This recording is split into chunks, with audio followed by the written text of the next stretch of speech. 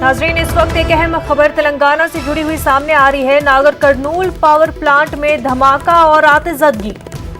Plant में अब भी 9 मुलाजमीन है फंसे। राहत कार्य जारी। वज़ीर-ए-आला केसीआर ने अफसोस का इजहार किया। आपको बता दें, हादसे के वक्त प्लांट में 17 मुलाजमीन काम कर रहे थे। काफी अहम खबर। मजीद तफसीलात के साथ हमारे नुमाइंदे अनीस इस वक्त हमारे साथ जुड़ चुके हैं। अनीस, 9 मुलाजमीन अभी भी प्लांट में फंसे हुए हैं। उनकी कंडीशन के बारे में कुछ पता चल पा रहा है? कब तक उनको बाहर निकाला जा सकता है?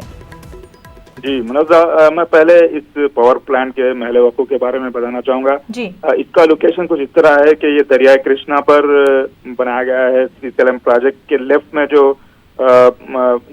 कैनाल होता है वो उसमें तकरीबन ये सतह जमीन से 2.5 किलोमीटर अंदर एक टनल के जरिए इसका जो है रास्ता होता है। रात तकरीबन 10:30 पर ये वाकया पेश आया। जो वहां पर पैनल्स हैं पावर प्लांट के, उसके पैनल नंबर 4 में शॉर्ट सर्किट की वजह से ये हादसा पेश आया। वहां पर जो मुलाजमीन थे उन्होंने उसे आग बचाने, उसको जो है बुझाने की कोशिश की आग को, लेकिन कामयाब नहीं हुए।